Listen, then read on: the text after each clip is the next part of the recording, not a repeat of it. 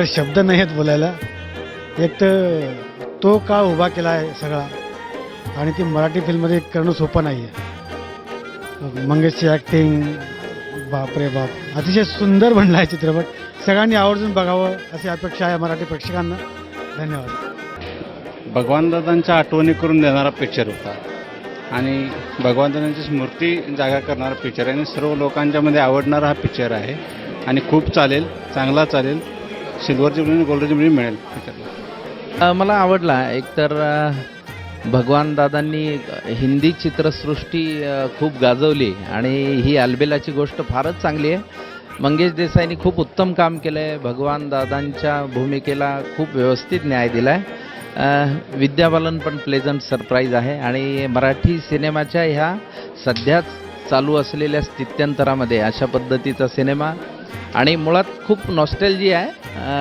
एकतर भोली सूरत दिल के खोटे असेल, शोला जो भडके असेल, श्याम ढले असेल, तर ही गाणी ऐकणाऱ्या म्हणजे एक तर जुनी पिढी आणि नवीन पिढी दोन्ही रसिक या सिनेमाला निश्चित मिळतील याची खात्री आहे. आणि शेखर सरतांडेलचं विशेष अभिनंदन की त्यांनी खूप चांगल्या पद्धतीनं विषयाची मांडणी केलेली आहे आणि एकंदरीतच टीम खूपच चांगल्या पद्धतीने आली आहे, म्हणून हा सिनेमा मला खूप आवडला.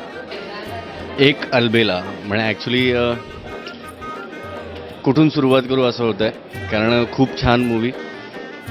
अगदी बारीक बारीक जागा म्हणजे मंगेशचं कौतुक करावं तेवढं कमीच आहे. म्हणजे खूप खूप अभ्यास केला त्याने छोट्या छोट्या गोष्टींचा. म्हणजे भगवानजी त्यांनी त्यांचे जे एक्सप्रेशन्स, त्यांचे हावभाव, त्यांची चाल, म्हणजे खूप अभ्यास हा महत्त्वाचा आणि मंगेशने खूप उत्तमरित्या तो पार पाडला. आणि शेखरजींचं मी अभिनंदन करेन, कारण सगळे म्हणजे इच अँड एव्हरी कॅरेक्टर त्यांनी एवढं छान कास्टिंग केलं, क्या बात आहे. म्हणजे सगळे जिथच्या तिथे बसलेले आहेत आणि खूप उत्तम फिल्म आहे आणि नॉस्टॅल्जिक झालं. प्रत्येक गाण्याला आपोआप रिदम मिळत होता आणि नाचावं असं वाटत होतं. खूप छान. आणि सगळ्यांना खूप खूप शुभेच्छा एक अलबेलाच्या टीमला. थँक्यू.